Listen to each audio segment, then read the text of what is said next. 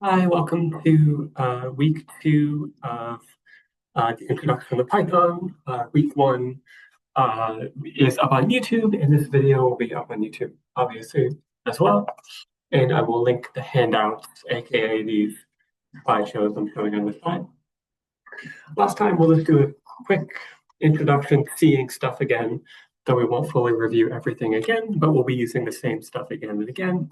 Last time we began coding in Python immediately. So we found out about the print function. We know how to comment lines of code so we can add notes to the page. We know how to make a data object in Python. So we can take any piece of data and save it in a little box that we can call anything we want. I call it X. In this case, you can give it a suitable name. We can update those boxes. We can put some data in a box. We can keep adding stuff to it, subtracting stuff, changing it, and then keep calling it by the same name, which will help us write programs. So we can keep saying, do this to X, do this to X, do this to X, even as X keeps changing. So that lets us write instructions to general problems. So we can keep pointing to the same pieces of data, even as that piece of data keeps changing. Piece of data again, we have different types of data. We have quantities, whole amounts, negatives, decimal points, all kind of the same. And then we also have text strings, and we also have Boolean, which we just got to last time and we'll continue with immediately, which is just basically a switch that's true and false, and that lets us write logical conditional branches. So it's going to let us basically ask a question in the code, and then depending on what piece of data we have or something, we will go down path A or down path B. We'll say, if this is true, then do that. Else, if not, do something else. So we can now have a whole bunch of code, but we don't have to execute all of it at once. We can decide based on conditions and questions what, if anything, we want to repeat. And then lastly, we made a custom function in Python. Pretty easy to do. It's a two-step process. So step one is going to be defining the function. So we always do that with def. And then just like everything in Python, we get to name things. I named this example. In the parentheses, I'm going to supply pieces of data that I'm expecting. Since again, I'm writing this, this function. This can be blank. It could have multiple inputs separated by commas. I'm just, again, making up these names on the spot. Down below, we just have a special comment, you can think of it, that's always just below the definition line, which basically explains the function. It is optional, but it's a good idea to maybe begin doing that because that is the convention. People who use Python professionally and stuff, and it'll just be useful to you. I just have a simple print function. So when we do call this function, right now this isn't called. I'm just putting in instructions into my code. Python is going to read this function definition, but it's not going to do anything. It's not going to execute these lines of code until I get that function call at the bottom. For right now, it knows when I call the example function, I'm going to supply it with some input. So probably I'm going to feed into that some piece of text, which I'll add to my function call down below. So this input is going to put it into this data box that I've called input. Then I can print it out with this f string, which we used last time. Functions can also output things. I can do a bunch of stuff, change a bunch of data, and then spit out a second piece of data, the result, and I can give that back out, and that would look like this actually. And again, this output name and this output name, they can be different. They don't have to match up, but you do have to spell output correctly. But yeah, that's basically functions in a nutshell. So we'll keep using all of this as we keep going, so we won't be moving past this. I just want to review it off the top ahead of the new things. Last time we just got into Boolean logic. So again, we have a we often use bools or booleans. So I can say like switch one equals true, switch two equals false, and I can ask a question to say, is this true, is this false? But it can also be some quantity, it could be some piece of text, and I can ask a question using the if branch. Let me go down to that slide. This is what it looks like. Same as a function, I indent below my question to define the scope of that if branch of code. So anything indented below it belongs to this kind of question. So all of this stuff, if I have the second line, all of this stuff that I might have indented will only get executed if I pass this question, if switch is not equal to 0, if it's equal to 1, and I fail this question. This is asking, it says if switch equals 0, it's basically asking, does switch equal 0? Or right now, switch is 1, so this is false. This statement is false. So I would skip all of this code and go on to the rest of the code. And if I passed it, if this was in fact a match, I successfully passed this question, I would execute all of this code. We also got the kind of level up of asking questions, which is to have 2 branches. Right now I could do this by having 2 if questions and saying if this is false, if this is true. But we have a built-in thing called else, which handles if you fail the question above, you always just do the else. You don't ask like a second question, it's just if you fail the if that's explicitly tied to it directly above, then you do the else. So if switch is above or equal to 10, you print semi-expensive, else you have no money. So this I could maybe call like wallet or something. Let me play this. You can see I'm passing this little statement that I set up. I'm failing this question, so I'm else automatically printing you have no money, and I'm outdenting at the end. This is back to a simple line of code that's not tied up in if-else logic. It's just always going to execute this line 16. That is always going to print.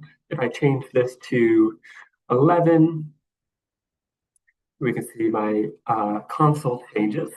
I'm now skipping this because 11 does not equal to 0. So I'm failing this. If this was asking if switch does not equal 0, print the following, then I would get that if I kind of negated the question. But down below we get, I have 11 above or equal to 10, so I print semi-expensive. I skip the else because if I pass the if that's twinning with it above, I automatically skip the else. And then I go back to the end down below. So you can begin to see just with that simple tool, we can basically ask any type of question with data, with quantities, with math, comparing strings. We can do this with text. Like we see on this slide, we can ask a bunch of like mathy questions. Is this above? Is this below? Is this equal to? Less than or equal to? When it comes to text, we can just ask, is it the same as or is it not equal to? If I change this to like John, and then I'm asking if, maybe I'll call that name instead, but if name does not equal John, we would change that. I'm doing something with my code, but that's the example. We'll leave it at. Okay. We have one last option we can add on. So we can ask a single question, and we can maybe stack these up to ask multiple mutually exclusive questions. We also have these 2 tied in. We can do if-else questions. So we basically have option A, option B. You have to do one of them. But what if you have like multiple options that you want to ask? You have like a bunch of questions and you only want to hit one of them. We'll see that we have one last tool in the toolkit of conditional branching to let that succeed while minimizing code. So I'm going to set up the whole example. So I'm going to make myself a data object called wallet that has 20 bucks in it. I'm also going to set up something called drink. That means drink cost, but that's funny, not type as much. And let's see. And let me actually delete this above so we have less stuff on the page. Oops, what is happening? Okay. Yes, we have enough money, so we can buy the drink. Let's change this to else. Print. This AI is really helpful. Let's go down to 7 bucks. So we almost have enough, but we don't quite. So we can't buy the drink. So we have this. What if we want to buy like we want to see like how many drinks that we can buy? So right now we might say like if wallet upper equal to drink. And let's actually change this. So we'll say if we have enough to buy 2 drinks, you can buy 2 drinks. And you can buy a drink. And let's change this back up to 20, and then we'll slow down and take a look at what we've done. We've said we have 20 bucks, so we have enough to buy 2 drinks. We also have enough to buy 1 drink, obviously, logically. But because ifs don't stack, like if else's kind of stack and combine, this if is kind of sitting by itself. This if is connected to the else since it's directly on top. But if we just take a look at these two, we will say both of them if we pass both of them, because they're kind of separate questions. We don't automatically know that, if I'm like designing a video game and I'm having some NPC say how many potions you can buy in a shop, I would not want to say you have enough to buy 2 drinks or 2 potions and you have enough to buy 1 potion. I kind of want to be able to ask all of these questions, one meaning you don't have enough to buy anything. I don't want the NPC saying all of those things. I want to ask a bunch of questions and then only have one thing come out. We can add in the new tool. It's pretty simple. I'm going to add L, and elif means else if. And now we have a new tool. Elif always has to follow an if, just like an else always has to follow an if. So I could have this by itself. I could have this by itself, but I can't just have the elif by itself. I have to have an if question above it, because I'm kind of asking a stack of questions and I only want to hit one of them. I can just have an if and elif and not have an else. And the usefulness of that is that elif actually asks the question, as you can see. Else doesn't ask a question. If I fail all the questions above, I'm just going to automatically go into else, even if wallet is like the text elephant. I'm just always gonna go into else if I fail the ifs and elif stacked above it. I'm saying if wallet equals drink times 2, above or equal to, I can buy 2 drinks. And now because it's saying else if down below, it's not else because I've already hit this if. Even though I'm passing this question, I do have wallet is above or equal to drink.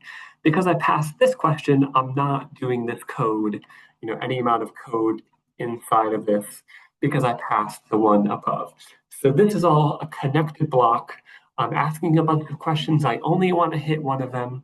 And so this is how we can do basically any chain of logic in Python. Now we can ask a whole bunch of questions at once. We can only hit one of them. If we just stack ifs, we can ask a whole bunch of questions at once and do a whole bunch of things at once if we happen to pass all the mutually exclusive conditions. But if I chain if, elif, and else, I'm only going to come out with one block of code because this is all tied in a bunch. Hopefully that makes sense. That's it. It's just if, elif, and else, and you just have to keep in mind if can be by itself, elif has to be with an if, and else has to be with if else or if elif else. You have to remember those couple combos. One last thing to add on is obviously you can just have a couple elifs. You can have as many as you want. You can have as many questions as you want. And these will all be tied up in one giant block of questions. And you can still optionally have the else at the bottom. So elif lets you add one question, multiple questions. It's totally up to you. So really useful. Let's just do a whole bunch of stuff. Let's do something with that. I'm going to kind of hide my code and we'll do it live so we can just get some practice typing and doing it out. I want to make a function that accepts an input grade and gives a string value. So we'll give it, 97, and we want to spit out that's an A. We'll give it 72, and that's going to spit out a C. So let's set that up. I'm just going to pseudocode. I'm going to say function definition, function call, definition average. I'm kind of like planning out my function in kind of plain English, and then I'll go back in and do this. So say if above 90 equals A, if above 80 equals B. So I'm not really using Python symbols. I'm just using kind of well, I might just use taking notes, it's above C, above 70 equals C. I'll kind of scribble that out as I might. And now we can go back and fill this in that I have my notes. And we should have one last thing at the bottom. Output the grade level. Okay. Go back in and we'll just delete this. It's kind of simple. So we'll say definition. I'm going to call it average. I have my parentheses on the bottom, on the end to say it's a function. I'm going to say it's accepting something that I will call grade once I'm in my little function machine. Down in my function call, I will give it something, we can call that x, and maybe x we can just set up down below. And maybe we'll change it a couple times. Again, we can just see we feed it some input of the function that I called. I need to define all my functions above when I use them because Python reads the code top to bottom. So if I push play on this, let's just stick this up above. Let's see what Python tells us.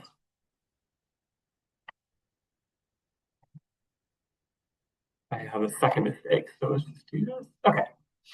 So Python is saying line 3, we have a name bug, name average is not defined. Well, it is defined, but Python likes to do things as soon as it gets it. So as soon as it gets the function call average, it wants to do that, but it has no instructions labeled how to do an average. Even though it's 2 lines below, it hasn't gotten to that yet, so it's going to immediately panic and just shut down. Let's put this back down below. We need the function at the top. We need all the data defined at the top. And then to the middle and the bottom of the code is when we actually do stuff with these stuff that we have set up. So let's come in, we'll just have a bunch of questions. So if grade is above 90, we can do this a whole bunch of ways. Maybe we'll print out A and say B as in like the grade that we want to spit out. And I'm going to come down below and just say give back G, and we'll see what I'm doing in a second. So if grade is above an 80, actually, let's just do this way. I was going to code it about all the top and then we'll leave the pseudocode below. If grade is above 80, thank you. And then if grade is above 70, print C. G equals C. So that's good. We'll just go ABC. We'll skip the D to save time. I'm going to delete my pseudocode. Let's take a look at what we've done. So it looks pretty good. I have all of my logic. It'll probably make sense. Let's see what's going to happen. Okay. So what's happening is, oh, and we want to change this actually. So we have a couple mistakes, couple bugs. One, I'm feeding it 90, which should be an A. But if we take a look at my code, you have to have a 91 to get an A, which is not how we defined it. So we can just slap on above or equal to these to fix one little mistake that we have. But now we see my function is printing out CBA, and I intentionally coded this kind of like opposite. I did 70, 80, then 90. But this is totally fine if we just switch to using, instead of asking multiple if questions, and in this case, we pass all of them because we've set it up to ask mutually exclusive questions. If I have an A, I at least have a C, and I at least have a B, the way that I've logicked my code. So if we change this to Elif, let's see if we can fix that maybe. I'm still missing it. So what we did is we've changed it to mutually exclusive statements. I can only go into one branch. But the way that I set up this question, I began with the lowest and then went to the highest down below. So we just need to change this to be, 90, 80, 70, to A. This is a pretty simple example. We probably could have anticipated this. I intentionally made the bug. And this might happen once you get to kind of advanced programs. The way you set up the logic, the sequence that you ask questions might fiddle with how it's going to function, the bugs that you might need to fix. We just need to set it up like this. You get 90, let's just switch this to like 87. switch this to like a 75, just do a couple checks. It's always good to test code as much as you can to see if anything is going to fail. See what happens if we feed it a piece of text string. We get a bug. We won't do anything with this.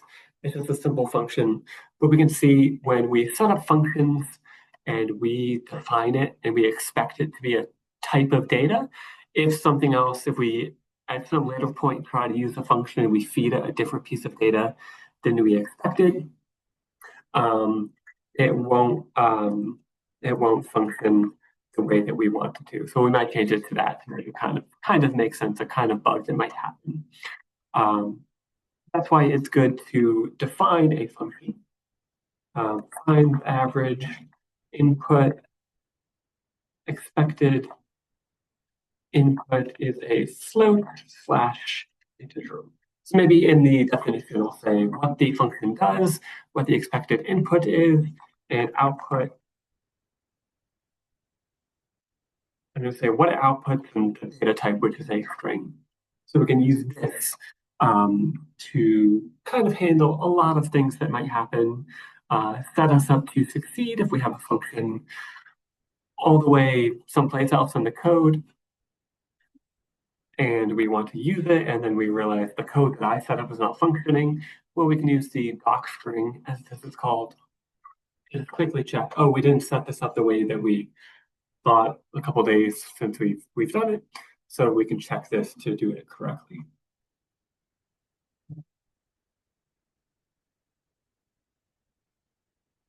You can see a whole bunch of ways we did it this way, and inefficient, but totally correct. It would still do the exact same logic, but you'd have to do a whole bunch of additional typing. Might look like this. New thing in this block of code is we can ask kind of two questions at once.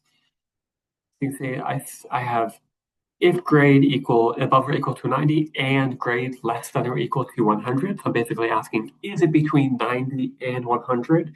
So I'm skipping, like 101 and 105, which might be like bonus points and an A plus. So I'm kind of setting a range using the and key phrase in Python, which links to question. And when you use that in an if statement like this, both of them need to succeed to go into the code below it. So if I fail any of those questions, any of those two questions, I will not go into that code. So again, if I had a 101, this one, they would all fail, but the top one would fail, even though grade is above or equal to 90, but it's not less than or equal to 100. So I failed one question and says both of them need to succeed. So I don't pass that one, and I obviously fail the rest of them. Okay, we did this little bit of review at the beginning, but just again, we have values now. We did values way in the beginning. We quickly updated using values. This is a value to sticking them into data objects, which just looks like this. Give it a name, give it an equal sign. That's putting a piece of data into a box. And then we can set up functions and programs to set up general instructions to solve problems, instead of just using it as kind of like a fancy phone app calculator to do stuff. We can define a whole type of problem, and then we can use that function, those instructions, a billion times if we want to. Okay. Next, we have one thing that's kind of like a key component of coding, which is something called loops. We've seen that we can define a if, else branch, which lets us do different code depending on a question, depending on a truth statement. We've set up a function which we can use multiple times. I can set up a function with 1 million lines of code, and then I can call it function many times as I want, like this. And each of these calls is going to use those 1 million lines of code each. But you can see I still have to call it on its own line. So I need to call this function which has 1 million lines of code 1,000 times. I would, at this point, have nothing really I could do except write this 1,000 times. So we need some way of doing mass bulk things without calling things a bajillion times. And that's going to be called a loop. which is basically just going to let us use one piece of code again and again and again, multiple times until we pass some condition, X times, 100 times, 1,000 times, something like that. Just a second example, pretty ugly if I'm running a video game and I want to see if you want to buy a drink. I might have to ask at this point, how many guests do I have? If I have one guest, call the function once. If I have two guests, call the function twice. Three guests, call three times. So if I have possibly up to 20 guests, that's a whole lot that we would have to write. So let's change that, and we can do anything we want in just a couple lines of code. So we have two types of loop in Python. Again, Python is so beautiful, it's so simple. We only have two types of loop to basically execute a block of code any amount of times that we do. What we want now is the while loop. While loop is kind of tied to Boolean logic. Instead of saying loop 20 times, it says keep looping this block of code until some condition fails. We know how to do a condition in Python because we've been doing that with the if-elif questions. So we can set that up like that. I'm going to set up the example of counting to 10 instead of doing print 1, print 2, print 3. We can define this in just a couple lines of code, and we can have it count up to 1,000 if we want, with just these couple lines of code. While blocks look like this. This is not code. This is just placeholding what we'll put in, but this is the exact same as an if block. I have some condition, some question that comes out to true, or it comes out to false. If we pass this while condition, we will go into the indented block below it and execute all of that block again and again and again. So let's set this up. And I'll just give us this. So if we want to count to 10, I'm going to say a data object called count. I'm going to begin it at 0, because again, I don't want to type out 1, 2, 3 all the way up to 10, up to 1,000. So what I'm going to do is set up something called count. Maybe you could call it tally, you could call it x. And instead of typing it all out, I'm just going to add 1 to count each time I cycle the code in a loop. I'm going to begin with 0. I'm going to put in count. And then this is in while loop. Nope. I'm a bit annoyed by this auto typing sometimes. Okay, and I'm just going to put this at the bottom so we know that's the end of my whole block of code. So when we see that, everything has finished. This is a while loop, everything indented in this. So this block of code will continue to cycle and keep just repeating top to bottom, as long as some condition that I define, like an if question, keeps passing as true. So we need to come up with some condition that will keep letting us cycle until we need it to end, because we don't want to do this infinitely, which can happen. So we need to ask a question that is true a couple times and false when we want it to be false. So the most logical thing is when count, while count is below 10, maybe we'll say 11 because we want to get to 10. We will do this block of code, and then when count gets to 11, this will fail because it's not below or equal to 11. This will fail like this. Once it's failing, it will not go into this and it won't print out 11. It finishes that while loop and then it comes down below to the next block of code. So let's take a look at this. Let's click play. We made a quick judgment call that it looked okay. We have failed. You can't see because I can't scroll that well, but this is just repeating infinitely. So I'm going to close that. We made an infinite loop because we at no point got to 11 because we neglected to increment count.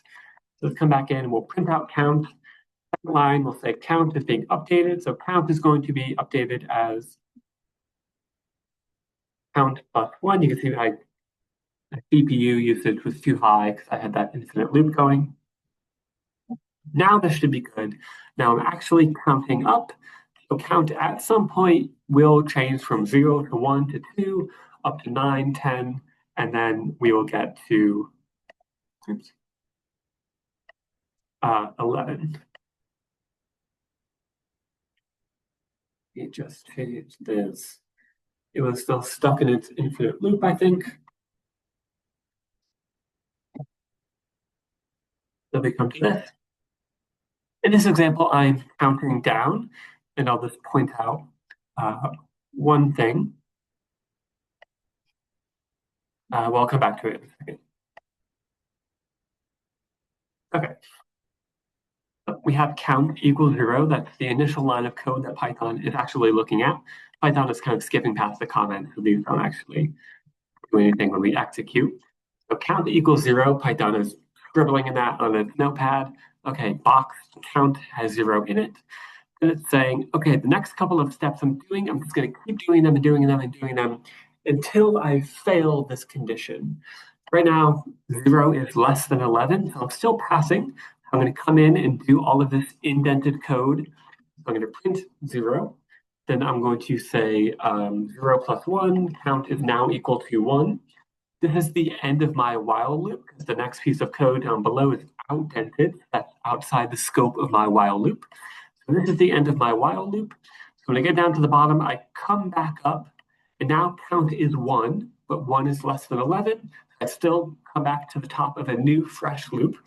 Do this again, count becomes 2, 2 is less than 11, increment 3, and so on. Then we get to 10, and then finally, when we get to 9 plus 1 equals 9 plus 1 equals 10, 10 is less than 11, so do it one last time. But then when we get to changing count to 11, and we come back up, 11 is not less than 11. It's less than or equal to 11, but it's not less than 11.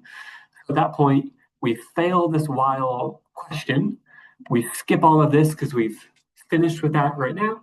And then we get to done, like we can see on this side. In my notes, I have the opposite. I'm counting down. So I have begin with count of 10. I am kind of flipped my logic. And we can see this little line count minus equals 1. We can do the same thing with this. Plus equals 1. And that's just an abbreviation of count, where any data object equals itself, plus, minus, divide, multiply by something. We can just do this as an abbreviation. So count equals itself divided by 1, count equals itself multiplied by 1, minus 1, plus 1. So this line is the same as this. Most of the time you'll see people use this once they know Python enough. People in coding just like to type as little as possible. So you'll pretty much get used to that immediately. Okay, and we can see we can change this as we want. So I can bump this up to 10,000. And you can see Python is pretty fast. Was that 100,000? No, that's 10,000. So yeah, Python, I mean, honestly, the slowest thing about Python is printing it out in the console. If I'm doing a million calculations, Python can do that in a split second. But just printing it out to the console is what usually takes the longest time. So it kind of fooled us that it took a half second when it actually took almost no time at all.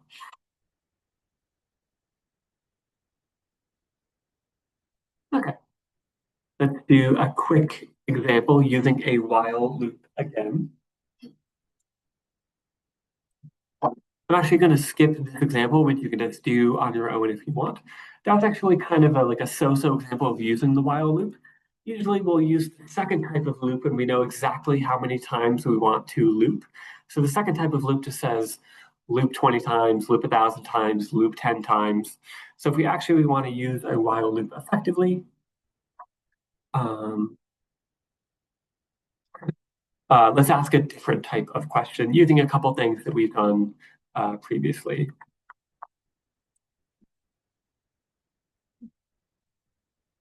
I'm going to put up answer equals no, all answer equals no, does not equal yes. We'll say this. Answer equals input. Yeah, that's a good one. print. So let's see what we can do with this. Do we want to quit? No. Do we want to quit? No. No. Nope. Not yet. This is when we would use a while loop when it's kind of ambiguous. We don't know ahead of time how many times we quite need to loop. Maybe it's using an input. Maybe it's using a piece of data that could be needed to be calculated, analyzed 20 times in one situation, 100 times in a different situation. The while loop is going to be something we'll ask when the amount of loops is kind of unknown. And then we can finally switch this to yes, and then we escape the while loop. This is the best example of a while loop when we have an unknown amount of cycles that we want to do. This is just a second example, lots of code. I'll just leave that in so we can keep moving on to new stuff. At the end of week 1, I just have a couple practice problems, and included in that, in the beginning of week 2 assignment, is going to be the solutions to these. Actually, I have the solutions in this. So these, you can see these have a lot of lines of code. They use a lot of the things that we've done, functions, while loops, things like that. So take a moment with those to practice. They could take a while. This is the initial chance to do kind of like a big problem in Python. These could take a good while to think of how to set up, fix out all the bugs. Maybe you'll need to look up a few things. Maybe you'll come up with one way to do it, but when you check the solutions, I did it in a different way, so you can see who is most efficient, blah, blah, blah.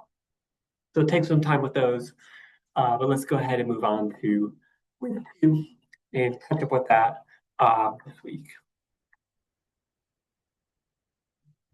That's the solutions again. Okay. Let me delete all of this and come into week 2. Week 2 is about lists.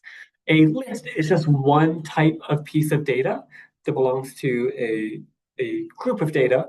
A list is a kind of bucket piece of data. We've done up until this point text strings, ints and floats and booleans. So this is all the primitive data types that is just one piece of data. It's hello, it's 2, it's negative 10.2, it is true and false, but it's just one piece of data. A list is kind of a complex piece of data. What is it called?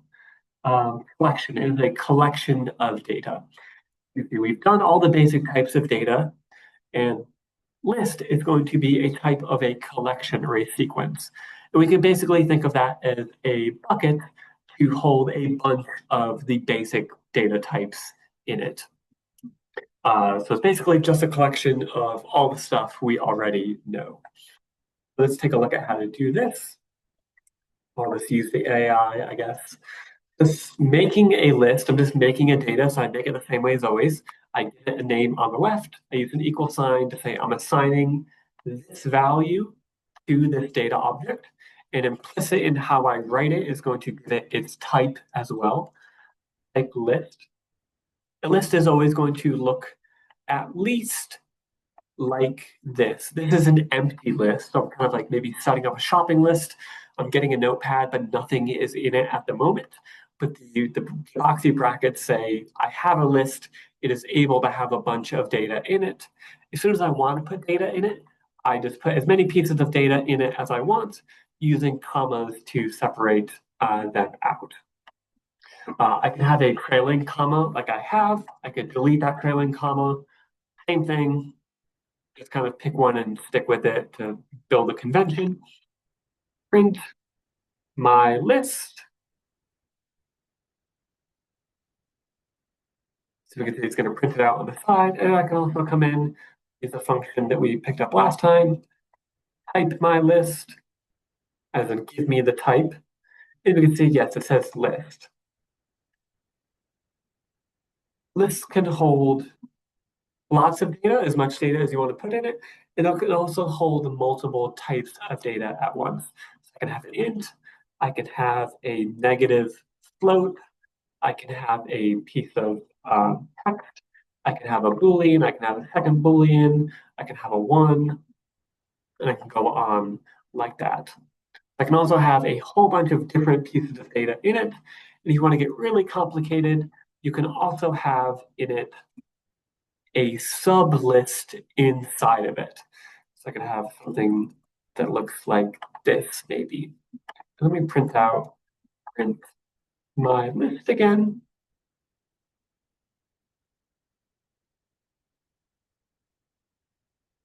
Oops, let's see.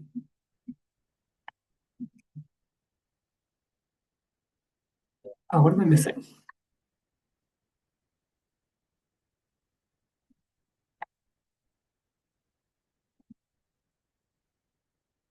Invalid syntax.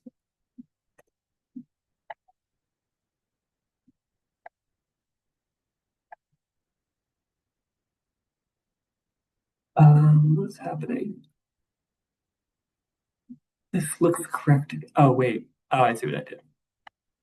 I have these 2 decimal points and -5.5, so that's messing up something somehow. Okay, this is correct.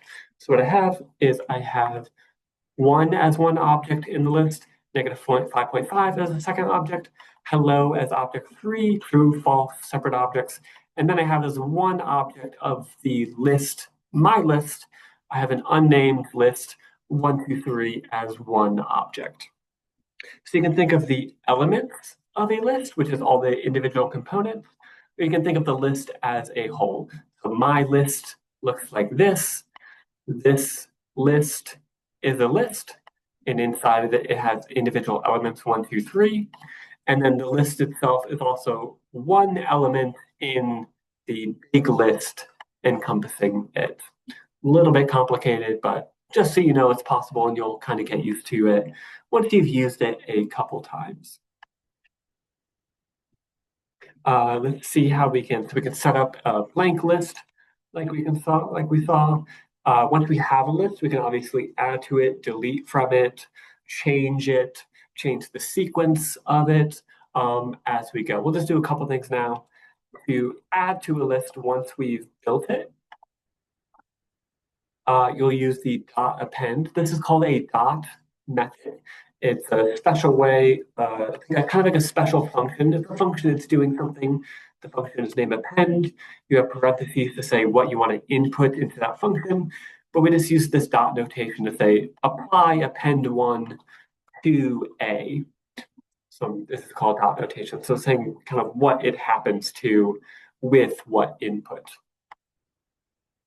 If we do this again, A dot append 2 and A, we can see it's going to keep adding to it, and it's just going to add on to the end of that list. We can do the opposite, A dot remove, or A dot pop, actually. And A, the pop function just removes last element from the list. Obviously, once you move up in skill, you can find a specific element and remove it out of the middle of the list. Right now, we'll just give you pop. So you can just hack off the end of the list as much as you want. We could keep popping A dot pop, print A to empty the list back out down to nothing. And we can say we want back to a blank list. And what kind of a hidden thing is, since pop is a function basically, it has a hidden output, which is the element that we removed. So we can save that as an output. I'll call it popped. And we can see we have A, which is still empty at the end. And we've kind of removed the 1 from the list, but we haven't put it in the trash can. Maybe we want to take it out of the list, save it as something called popped, and do something else with it. So we don't want to just delete it. We want to remove it and put it someplace else. So we can catch that output if we want, or we can just kind of use pop as kind of like a delete function and not collect the pop. It's fine if you just kind of let it spin off into the void. Next, let's get to the second type of loop. So while loop we just did, that lets you repeat an unknown amount of times. Best example is like that input one we just did when we kind of keep asking, do you want to keep going? Do you want to keep going? So sometimes it's going to be 1 time, sometimes it might be 1,000,000 times. The second and last type of loop is just going to be, we basically know at the beginning, repeat X times. And to do this, we have a couple ways of using it. One way is just using a list, and that's kind of like the easiest way. I'm going to set up a list. I'm going to say like grades equals 199, 76, blah, blah, blah. 58 is quite low, but we'll just leave that. And then this is what it's going to look like. I'm just going to type it all out and then we'll explain.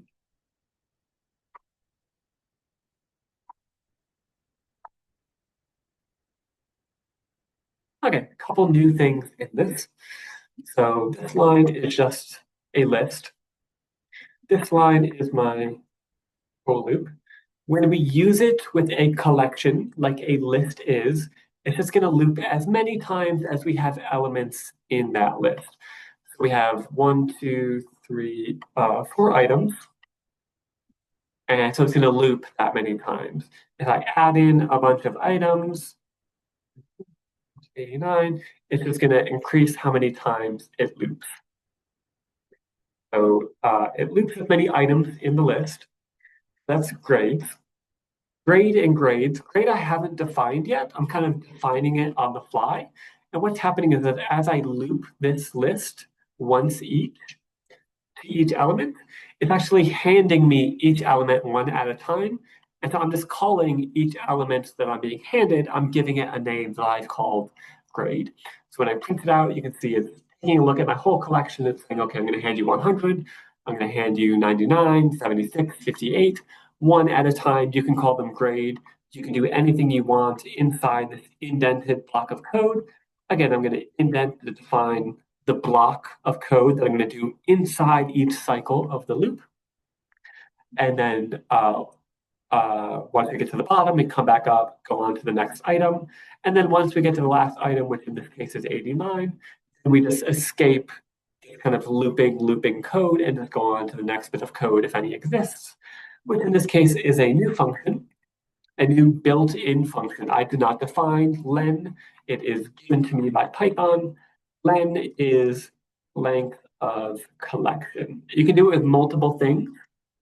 I'm doing it with a list.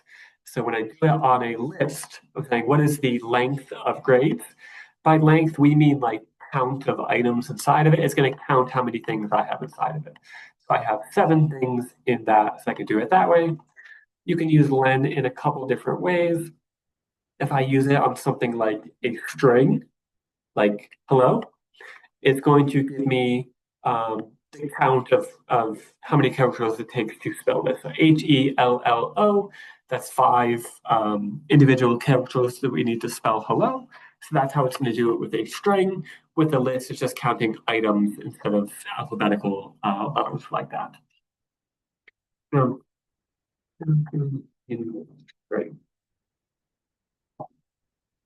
So this one is pretty easy. You just have a list, you just loop it, you get access to each item one at a time.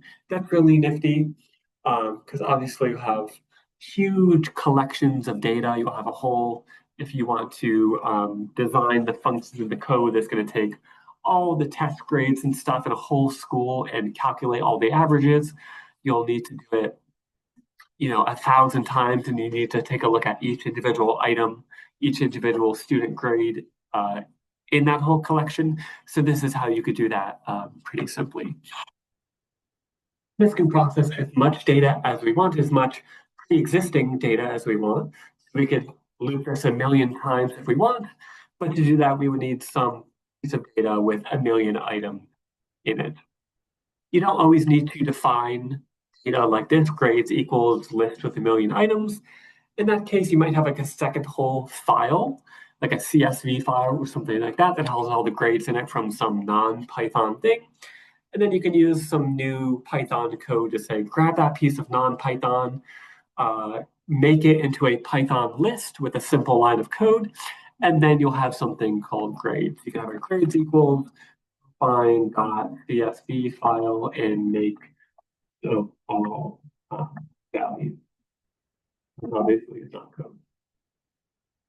That's how you could get bulk data into Python without typing it out in Python itself. But this all is pre-existing data, and then we can do anything we want with that. Second little example in this. Let's come in. So this is existing data, but what if we just want to like count up to 1,000 without using a while loop, using this type of loop, but we don't have a list with 1,000 items in it? Well, we can use this type of loop, but just slightly change this side of the sentence to achieve that. So I will leave the loop in, but let me come back down. Second use of my loop.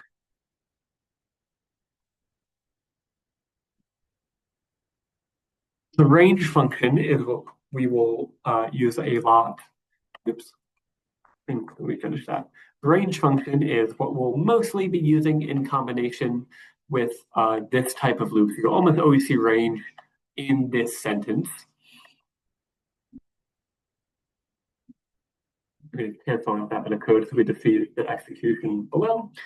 Range function is going to plus it's going to make a collection, a list on the fly, we could say. Well, actually, let me tell you that. So if we say print range 10 and type range 10, let's see what that gives us. Oops.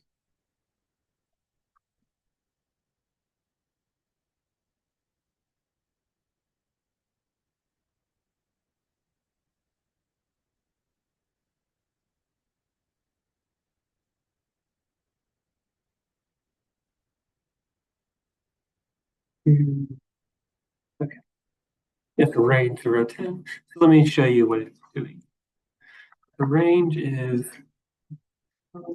stop. Range is basically letting us count. If we look at the notes on this side, it's basically counting us. So we can see range 10 is giving us 0 to 9, but it's giving us 10 items. A little bit funny thing with all of coding, not just Python, we use something called zero indexing. Basically, anytime we begin counting in Python or in any coding language, we begin at 0 instead of 1. It's just kind of useful in a whole bunch of ways. The beginning at 1 is not as useful. So almost all languages begin at 0. And then because we want to count not up to 10, but 10 items, since we begin at 0, we don't count to 10, because that would give us 11 items. We go 0 to 9 instead of 1 to 10. That's called zero indexing.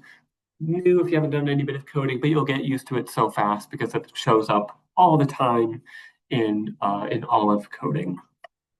So range 10, and what it's doing is range 10 is actually range 0, 10, 1. The abbreviated, this is kind of the abbreviated edition of this down below. And this is a function, so we have multiple inputs. So what the range function is expecting is a beginning point, a stop point, and how much you increment by each time. When I want to count to 10, I'm beginning at 0, because again, I'm 0 indexing. Stopping at 10. We saw that we stopped at 9, so the stop sign, stop is non-inclusive, actually. I'm saying count up to 10, you don't count 10 itself. So it's kind of like a stop sign. You want to stop ahead of the stop sign. You don't want to actually like pass it and get stopped by the cops. So when I count to 10, I'm actually stopping at the last item, which is 9. And then I'm counting up by 1. So I can do range 10. I can also just spell this out in full if I want. And we can see this is going to be the same exact thing. The range function is going to assume defaults if we don't type it this way. Range has a default of begin at 0, as a default of step 1. If you just have one thing as the input, it's assuming it's the stop, which is the middle input. But it's assuming it is the stop, and then it's assuming begin at 0, step 1, count up to 10, stop at 10, so actually get to 9. Let's do a couple different examples so we kind of get used to this. We can say, if we want to actually count 1 to 10, we'd have to do this manually. So we can say begin at 1, get to 10, so we want to stop at 11, and then count up by 1. So if we change this, we can say we can go 1 to 10. If we want to change the step or the increment to like 2, that's how we can count by 2. So if we want to get the evens, we can say begin at 2, go to 10, so stop at 11 and count by 2. Then we get 2 up to 10 if we change that. If we want to count down instead, we can change this again. So let's say we want to count down. So we want to begin at 10. We want to stop at 0. So let's try that. And increment, we want to increment by -1. We want to -1 each time instead of adding 1. You can see we almost got it. We just missed this. We stop at 0. So we only got to 1. So if we actually want to get to 0, we have to stop at -1. So we can change this like this if we want. We can just play with these all we want. Again, the stop is the only thing that we need. It'll assume we want to begin at 0 and then just count up by 1s. That's how you'll use it like a lot of the time, maybe most of the time. But we can fiddle with it all we want, like this. Let's set up a little example. I have the code on the side, but we'll just code it live so we can do it. Problem is add numbers 0 to n. So say total equals 0. I in range. So let's say we want to count everything up to 0 to 100.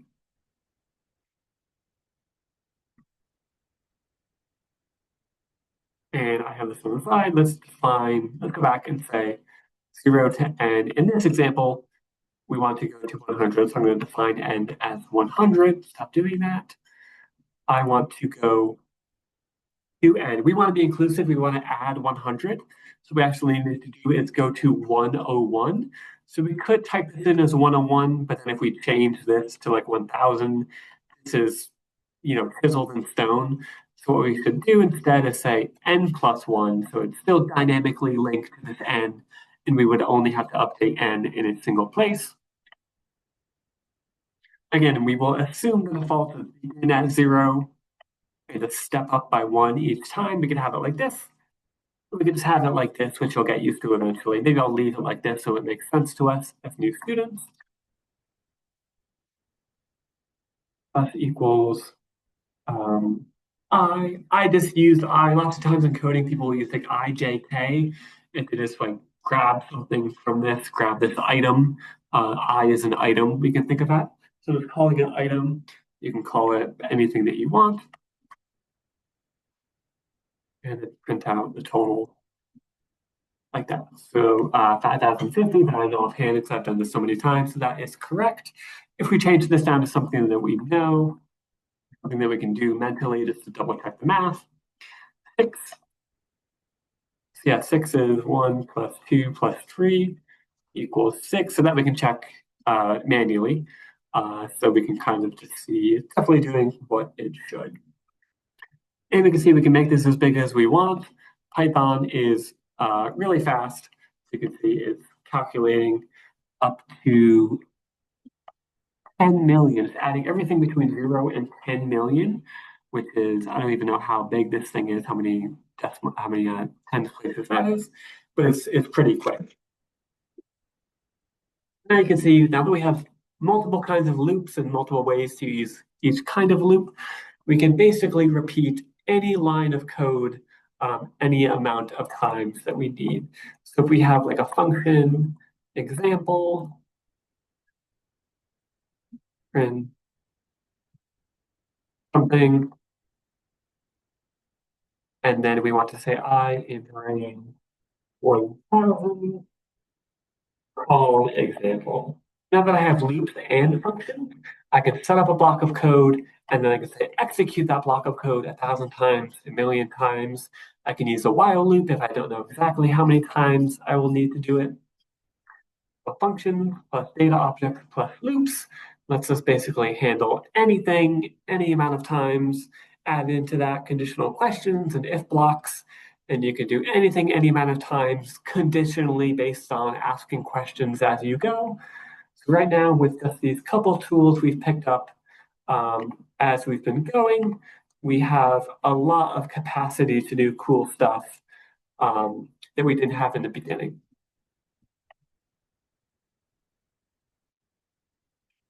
I just want to practice with lists again. So we will make an average function, and then we will and then we will kind of soup up that function to use a whole bunch. So I'm going to make an average function again, and we'll use it, and then we'll kind of make it average function 2.0. So definition average. I'm defining this, so I'm expecting something that I will call grades. Find the grade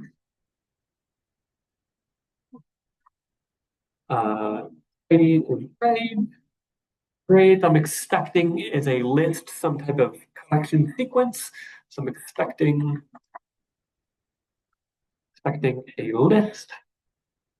Grade is something I made up on the fly. I'm just usually going to call it that. Total plus equals grade. I neglected to establish a total, so that code would not execute if I sent it to the console. Total, one line of code in this. Then I'm going to make a new data object, and it's going to get the actual average. So I need to take the total. And then I gave us the length function because depending on when we use this function, sometimes I might have a list of 10 items. Sometimes there might be a list of 1,000 items. I don't know. So we need some way of just counting a list quickly and on the fly. So we can use the length function to do that. And then we'll give back average at the bottom. We've defined the function, so now we can use it. Answer equals average Tom. And let's set up Tom's piece of data. So this Tom is a student in a class. I'm using the function that I set up. I'm teaching the class. I'm going to input his grades that he has gotten.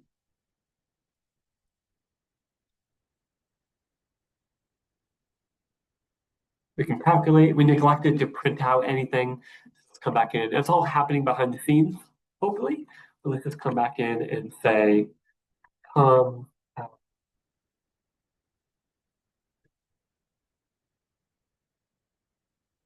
Tom has a 91.8. If we stick someone else in, Susie, you got kind of the same grades, but maybe a couple slightly different.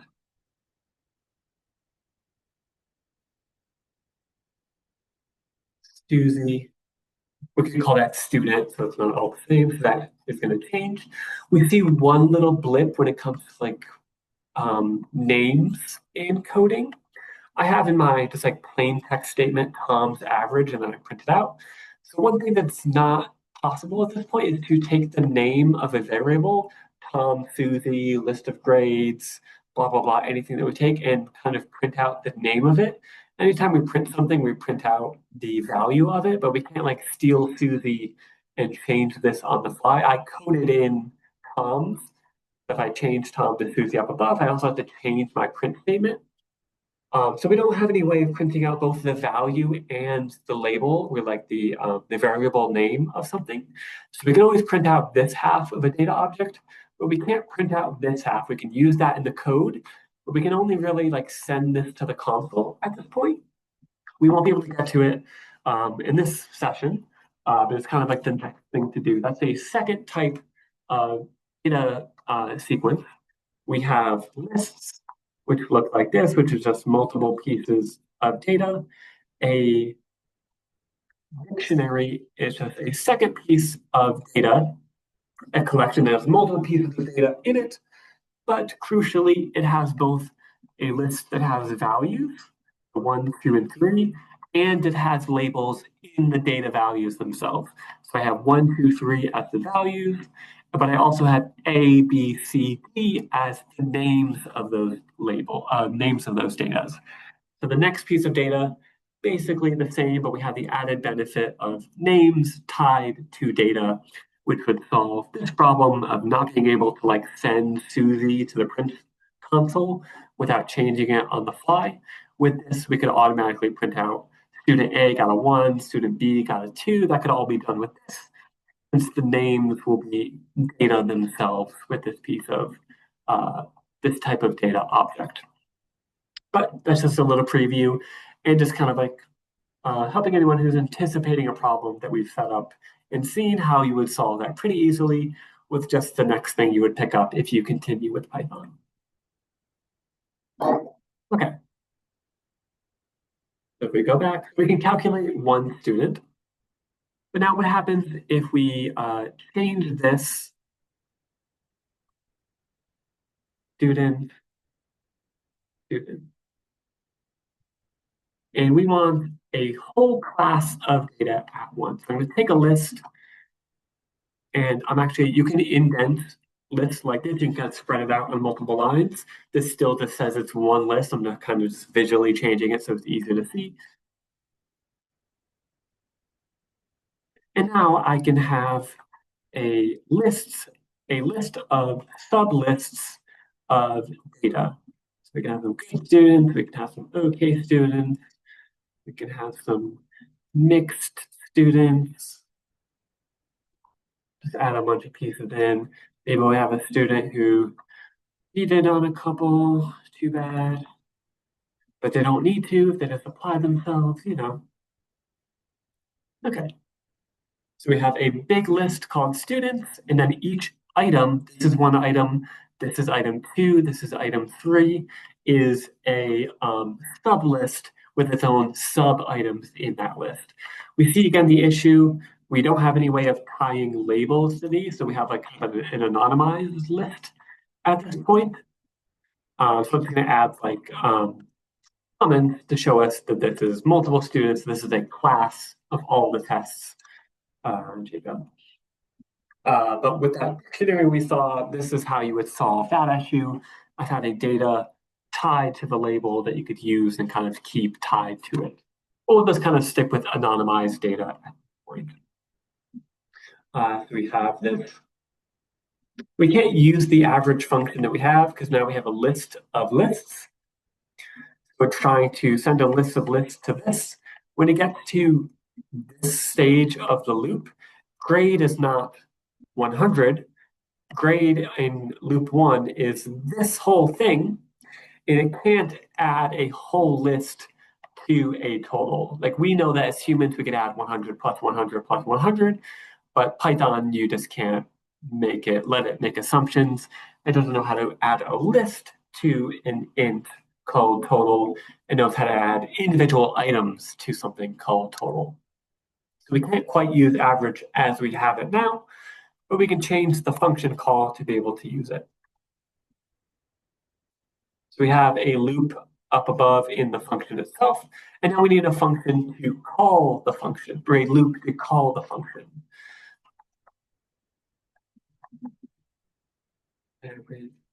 Student.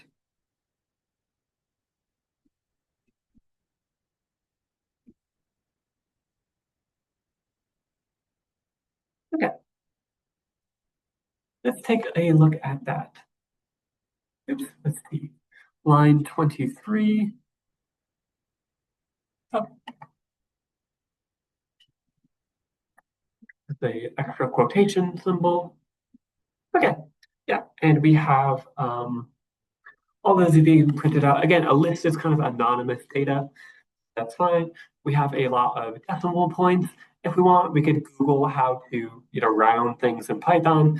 We'll pretend that we just did that, but I know how to do it offhand. So we have the rounding function. Round looks like this. You give it something you want to round as input 1, and then input 2 is how many decimal places you want to round to. So we could round to 2, we could round the closest whole amount to make it simple if we want. It's still giving back a float, but it's rounding it to the closest 100, closest 92. See how specific you want to be. Yeah. So lots of stuff we've kind of tapped on. The nice thing about Python is we just keep using the same loop, the same tools again and again. This looks complicated, but it's just a list within a list. And it takes a while to maybe kind of juggle all that in my mind when I'm doing a loop of lists and stuff like that. But if you just slow down and practice enough, you'll be able to handle that mentally quite easily, and then this won't be any sweat at all. Okay, we'll skip that.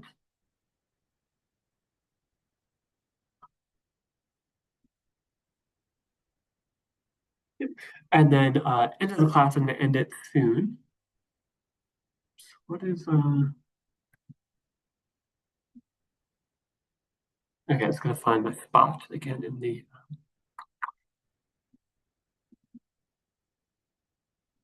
okay.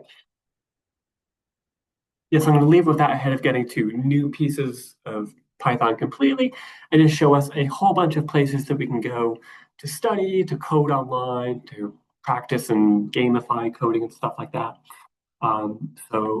Resource one is just replit.com. That's what I'm in. This is my home menu. On my apps page, I have 10 free projects that I can have. So this was project one, the one I'm in now. I can have as many files and stuff in this as I want. So it's just like one file. If we take a look at this, we would be able to add multiple files to this one project. I have 10 apps, 10 projects that I can have free without paying to use it. And like we said, we can make an app. Let me hide this again. And you can code in anything. You can code in Python. You can code in Django, which is a way of making a website using Python as the backend. You could use Flask, which is the same thing, making a website with Python as the logical backend of a website, but it's kind of the simplified down Django. So that's how you can maybe look up to make the easiest website possible with Python. You can also do just like a front-end website, which is going to be HTML, content, CSS, all the style on the page, and JavaScript, which is going to be all the logic and stuff. JavaScript is a back-end language with Python. You can do math, you can do logic, you can do stuff with data. HTML and CSS is basically just like static stuff. Like I said, HTML is just the content of the page, the text, the photos, and CSS is just saying, make titles bold, make this into columns. You can't really do logic with HTML and CSS. So Replit, you can do any type of language and save it as one of the 10 projects. So that is replit.com. If you want to continue on with picking up Python, you can come to W3 Schools, which again has all of these types of languages that it'll teach you how to do free. So you can look up how to do front end and make a website with HTML, CSS, or JavaScript. It's got Python. If you want to do stuff with databases and tie that into Python, you can look up SQL. And on the left-hand side is all the lesson plans. You can see if we look at the top of the list, we've done a handful of the beginning things. If we jump to one of them, just to see what a lesson looks like, it's going to define a bunch of things, explain it, give us examples, and then it always has dynamic examples that you can do. So you can also code in this, give you examples. You can come back in and change the code and then run it again, just like Python. So it's a really neat website and then have all of it in one place, practice, teach in one place.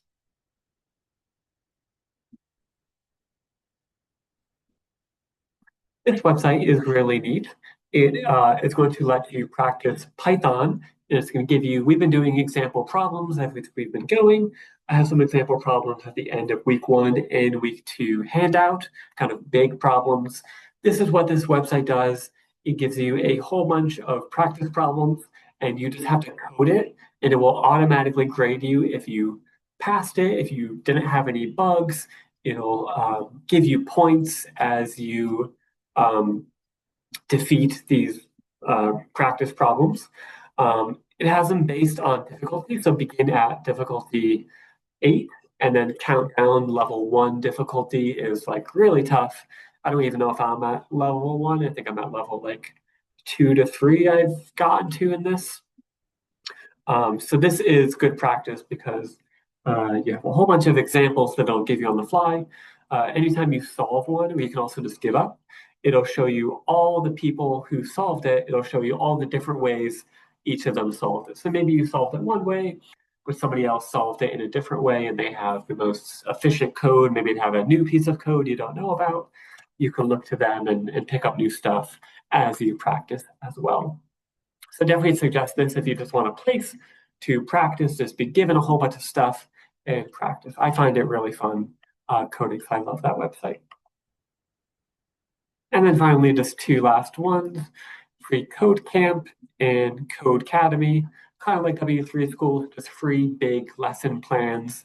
So you can kind of dabble in all of them to see which one you like, see what kind of content it has to keep going with Python. We also have, I didn't put this on the list, we also have Real Python. These do have basic lessons, which is these guys. And they also have like advanced lessons. You can see kind of what like a lesson plan looks like, a bunch of text, a bunch of explanations, little code blocks hiding inside the page. These can get pretty advanced. They can show you how to like web scrape and do stuff with databases and all that kind of stuff. So once you get past the basics, like W3 schools maybe, you can come to this and find like it's got a Real Python, web scraping, practical introduction to web scraping in Python. It'll give you all the code that you need to do. If you just follow this exactly, you will be able to scrape a website by the end of it.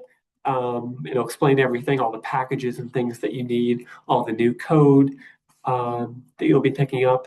And then by the end, you'll be able to go on and scrape kind of any website that you want.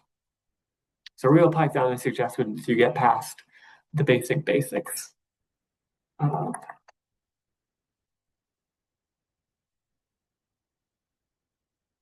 And then one last website is going to be this guy. This lets you code on the website. So let me just set up a quick example. We do one of the ones we have previously, count equals 0, while count is less than or equal to 10. Print count, count plus equals 1, print done. One is counting up to 10. But what this one does is it visualizes the execution. So when you have new big blocks of code, a list within a list, a complicated loop, you can use this to see what Python is doing behind the scenes, exactly step by step, top to bottom. So we'll just do this one quickly. So Python, you click play and Python goes, okay, let me go to the initial line of code. I get a data object. So we can see on this side, frames is all kind of the data objects that you've put in place. It gets to the while question. If I click next, we can just see it passes that question. I have my console up this way, and then it's kind of visualizing. I get to the bottom of the loop, and then I come back up. And you can see that the crucial thing is you can see things being updated on the side. So we increment count. And if I kind of click this kind of quickly, we can see what's happening in the console, but we can also see like what Python is kind of thinking behind the scenes, because we don't always use print to print out every piece of data and stuff in the code. So if you have a bug, if something's not functioning quite right, you can come to this and you'll see, oh, Python is not following this line of code. This if question isn't exactly asking what I think it is maybe, or maybe my count isn't incrementing the way that I want it to. And if I do it this way, I can exactly find the exact moment, the exact place that it's messing up and how to fix it. So if we finish this, I'm count 10. Actually, no, I'm count 11. So I'm failing this test. And then Python's going to visualize jumping from line 5 all the way down to the next line, which is line 9, skipping the while block since we have finished with it. And then it's done. So this is really neat in the beginning of Python. Or even when you pick up any new piece of Python, you can come into this and kind of see all the data objects behind the scenes and go line by line like that. Okay, that's my introduction to Python. I will have my handouts linked in the YouTube video. You can see all of my website suggestions of different places to go to continue on. If you have any questions, you can always email me. I'm always at the library. So my email equals Matthew.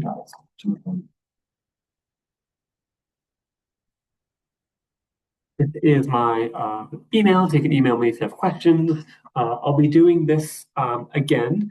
Usually I do double the amount of lessons. So next time I do want to do this class, we'll be doing 2 additional lessons on top of this.